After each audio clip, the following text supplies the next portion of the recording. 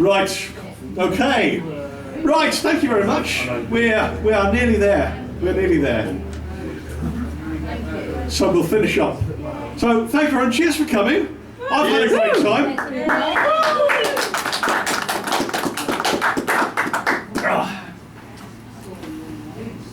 Down in a slump, the Pied Piper sang. His music was so passé, he tried his new thing, which was to go hands-free.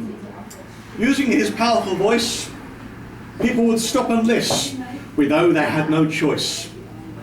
His blues thereby transported all those who heard the sound to a place of glum and misery, and sadness did abound. The piper, unaware of this, did continue on his way, singing a melancholy tune and ruining everyone's day. Eventually he reached the border of the forest enchanted that would become known as England, where Radiohead were took for granted. No one here batted an earlobe as the misery guts did wail. You can't depress those who were already down, and his magic began to fail. Everybody shook his hand and gave a Piper thanks.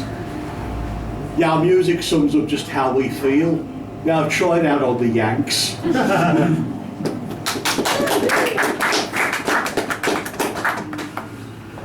I did live in Birmingham for a while, you know. That was a perfectly authentic accent there.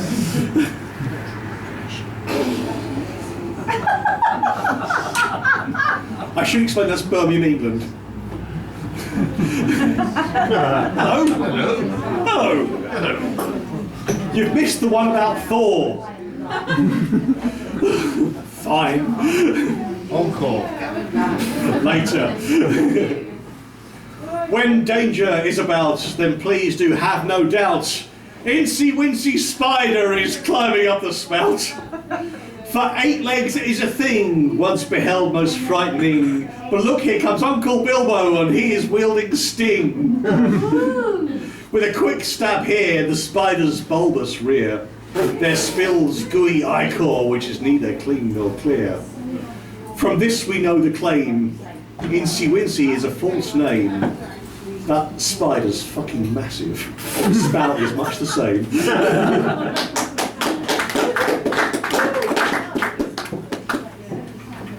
Now we're getting silly. I decided to throw in a few more modern references. You like this?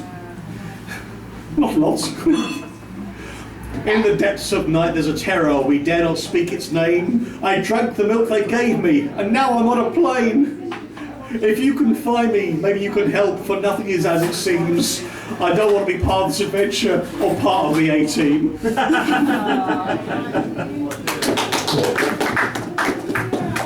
Oh. Okay. Now, I've actually got a little bit of mystery attached to this one, because somewhere on Facebook is a poem I did about serial killers in Neverland, and I can't find it. And this is the sequel to the one that I can't find. So if you just want to fill in the gaps, that's lovely. In those alleys of Brooklyn, Quasimodo caught some sleep.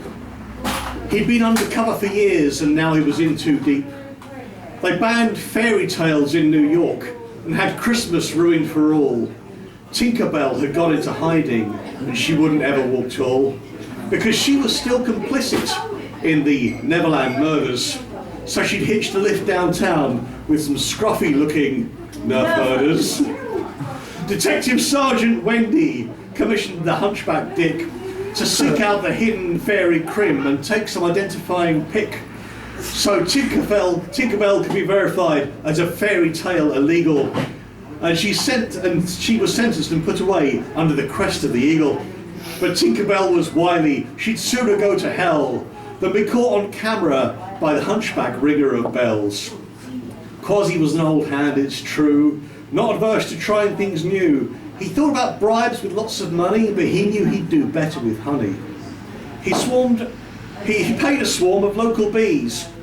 They searched holes and boles of trees until they spied her, and indeed, hark, she was planning a criminal lark. Quasi in turn informed the fuzz. The 99th precinct was all abuzz.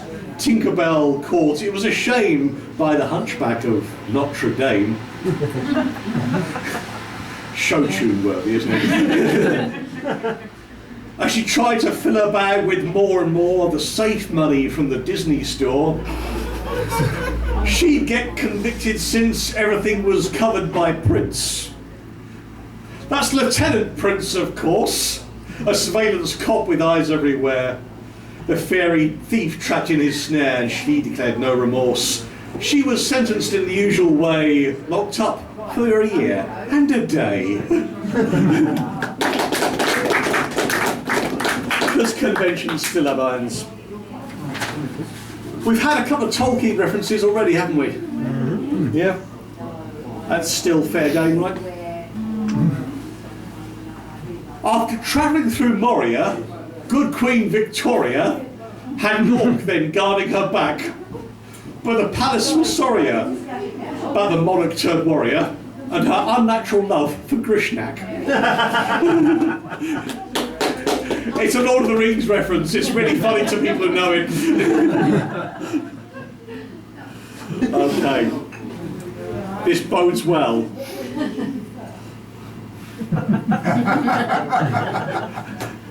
This is the end, but the moment has been prepared for. Cheap building materials can lead to the death of pigs, but imagine now a witch's cottage made from dates and figs, on walnuts, marzipan and icing that doth shine, which gets rebuilt every year just after Christmas time. So when constructing your dream abode, don't you think you ought to build it out of something sensible, like good old bricks and mortar? Or if you are a granny living in a deep dark wood, you might need frequent visits from someone who would cut wood.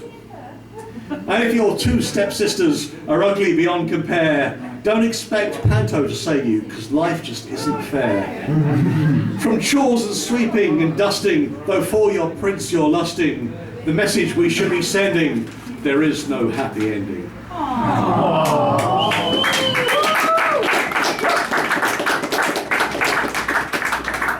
Or is there? Because I promised you we'd revisit Batman, didn't we? Oh, you may notice I have no more paper before me, nothing up my sleeves, except a Fitbit. I've got a lot of steps to do. Okay, so to finish up, you, the adventurers, can decide the fate of Batman. When we last saw him, he was knocked out by Mr. Punch. And the second episode, if you remember from the 60s, Batman is always caught in some sort of elaborate trap. Now, I need a lot more from you guys on this one. What kind of trap is he caught in this time? What is the elaborate trap that he is in? Honey trap. A Honey trap. A honey trap, nice. Fair enough. That's kind of dangerous. It's the blonde at the bar with the red wine announces the honey trap. Good eyebrow work. Okay, so Batman's caught in a honey trap. He is allowed one person, celebrity or fairy tale character to help him. Who is this? Cinderella. No. Cinderella, spelled with an S, no doubt. No. Our one device from his utility belt that he can rely on, what would this be? Batarang. Yeah, has to be Sorry? Batarang. Batarang. The anti-shark spray. Okay, and now, more important than all of this, Oh, boy. who wins?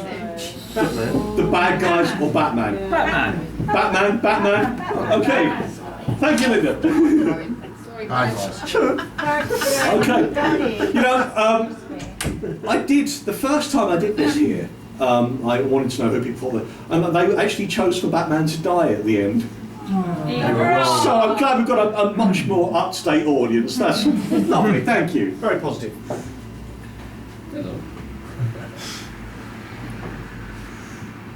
The start of the second episode, you didn't have to go far. Batman soon found himself trapped at a simple bar. And everybody around him was trying to get him pissed. Such was the way when you drink in a bar called the exhibitionist. Hey. And swagging up to the bar did glide the most attractive woman from far and wide. No doubt he thought, she's bound to have a fella. This is the famous Cinderella! But in the meantime, he thought, fine, I'll get another bottle of Wine. whiskey. It's too late in the evening to start the wine. Never.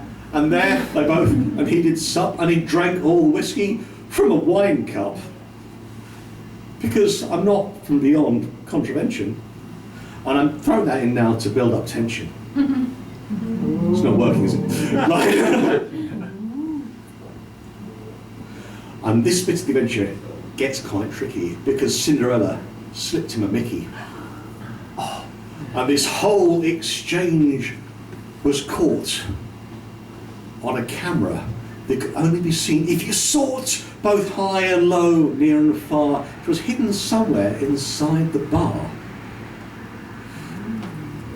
I'll dare you into the secret just yet. It was amongst the Urban Horror Tales pamphlets. You know, think me a diver, there's quite good value, only a fiver.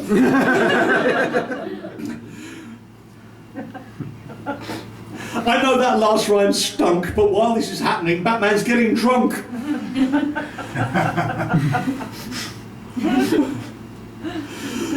And while the jokes and humour, it swang, he took out his faithful batarang and said, all right, look out, darling, I can't miss. Though you might think I'm a little bit pissed. He chucked it then with all his might. It took out the hidden camera light. The evidence then was inadmissible. Though Cinderella herself most kissable. He took her out for the night with style, much to the curmudgeon of Selina Kyle. How will this truly end? Did Batman cheat on his girlfriend? I tell you what, tune in next week. Thank you.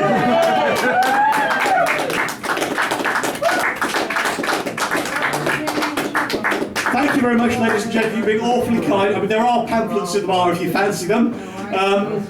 In the meantime, buy more drinks. Thank you to the staff, and thank you for coming. It's been lovely to see you all. Cheers.